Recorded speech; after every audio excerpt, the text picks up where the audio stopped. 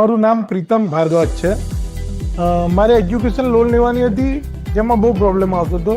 એનું કારણ એવું હતું કે મેં 4 બેંકના સેટલમેન્ટ કરાવ્યા હતા અને એક પર્સનલ લોનનું સેટલમેન્ટ કરાવ્યું હતું.